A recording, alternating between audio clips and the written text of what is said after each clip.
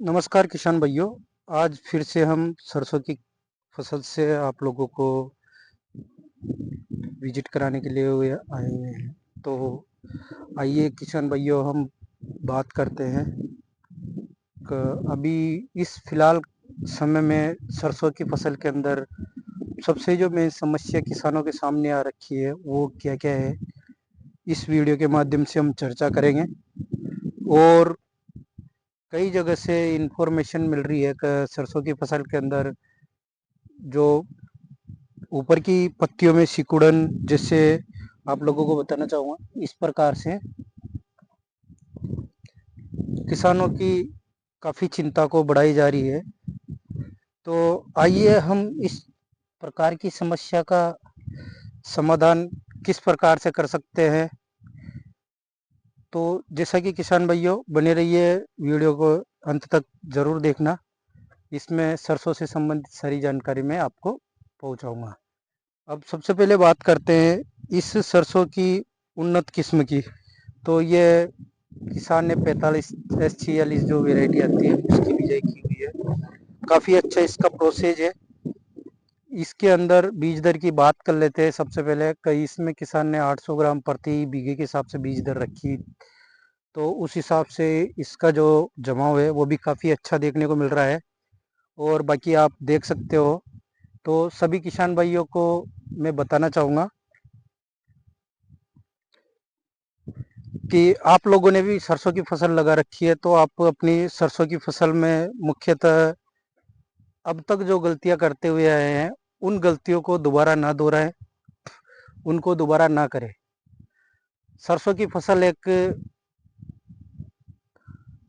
तेल वर्गीय फसल है। इसके कई प्रकार के प्रोसेज देखने को मिलते हैं। तो इसके अंदर सबसे मेन समस्या जो आती है वह इस समय के अनुसार अभी जो पत्तियों की सिकुड़न है और जो पैंडी बग का जो अटैक है वो भी काफ़ी लोगों के लिए हानिकारक साबित हो रखा है।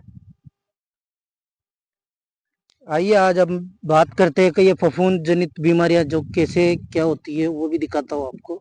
ये देख सकते हो, ये पत्तियों के पीछे की बैक साइड पे ये फफूंद जैसी लगी हुई है। ये पत्तियों पे विस्फोट बनना चालू हो चुका है इसका।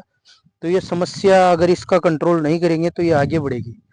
तो इस चीज़ का कंट्रोल हम किस प्रकार से कर सकते हैं। अभी इस अवस्था में ये जो सरसों की फसल आप देख रहे हो ये पानी पिलाने के लायक खूब आराम से हो चुकी है। ये आज लगभग 25 दिन प्लस की हो रखी है। इसमें किसान भाइयों को निवेदन है कि अगर आप लोगों की भी इस प्रकार से सरसों की फसल हो गई हो तो आप इसको सिंचाई कर सकते हो। इस समय पे इसको सिंचाई करने के क्या क्या फायदे हैं वो भी मैं आपको बता देता हूँ। और जो ये अभी माथाबंदी सिकुड़न की जो समस्या आ रही है उसका भी नियंत्रण आप इसी माध्यम में कर सकते हो। तो आप लोगों को बताना चाहूंगा किसान भाइयों का इस समय पे आप जो अगर इसको पानी की सिंचाई करोगे तो पानी की सिंचाई में कई लोग बुआई से पहले सल्फर का प्रयोग कर लेते हैं। और जो अभी इस सिचुएशन में अगर किसान पानी पिलाए तो उसके काफ़ी सारे अनेक फायदे हैं। वो अनेक फायदे मैं आपको बताना चाहूँगा का सबसे मेन फायदा है कि इसकी जड़ के यहाँ पे जो लगी हुई फफूंद है, एक तो उसको हटाने का काम सल्फर करेगा। और उसके बाद में बात करते हैं दूसरा, कि ये आप देख सकते हो इस प्रकार ये पत्तियां सूखना चालू हो चुकी है इसकी। तो इन पत्तियों का जो फफूंद है उसको भी सल्फर कवर कर देगा। और दूसरी बात, इसके अंदर जो अभी ये प्लांट है, जैसे जैसे ये प्लांट ग्रोथ करेगा तो इसमें ब्रांचें डेवलप ज़्यादा होगी, ज़्यादा ब्रांचें शाखाएं ज़्यादा होगी। जैसे ये आप देख सकते हो,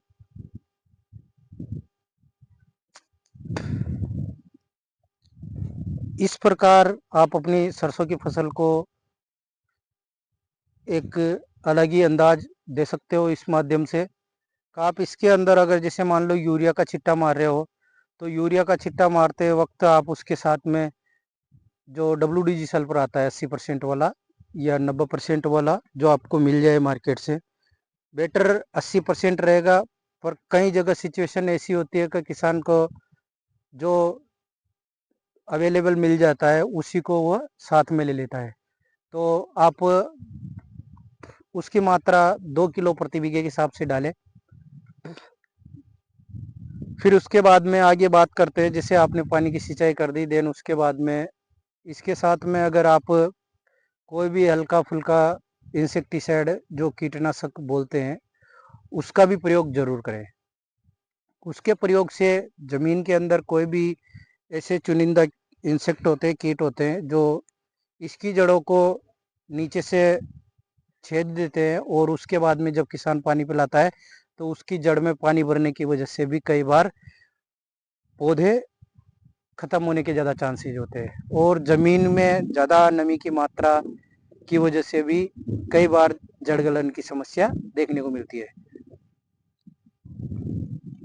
तो इन चीज़ों को मद्देनजर रखते हुए किसान भाइयों सबसे मेन पर्पज है कि इसके अंदर एक तो सल्फर की मात्रा जरूर पहुंचाए, और जैसे मान लो कि आपको अच्छी पैदावार अच्छा प्रोडक्शन लेना है, और जैसे शुरुआती दौर में आपने इसके लिए पोटास की मात्रा नहीं पहुंचाई है तो आप इसके अंदर अभी जो यूरिया डालोगे उसके साथ में आप जो पोटास आता है उसका भी प्रयोग ले सकते हो। इसमें सल्फर का हो गया, पोटास का हो गया, दोनों चीज काफी आपको फायदेमंद देखने को मिलेगी।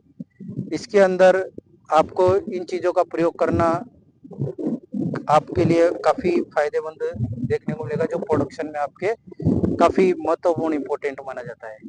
क्योंकि क्या है किसान भाइयों, आज दिन तक हम सरसों की फसल को बुआई कर देते हैं, देन उसके बाद में एक बार यूरिया का चिट्टा मार के सिंचाई कर देते हैं, देन उसके बाद में उसके अंदर जब उसका फ्लोरिंग और फ्रूटिंग की टाइम आती है उस समय पे माऊ का अटैक होता है, तो उस समय पे चारों तरफ से जो फेनवाल डस्ट आता है और जो डस्ट पाउडर आता है सल्फर जो 85% वाला, उसका प्रयोग लेके और फ्री हो जाते हैं।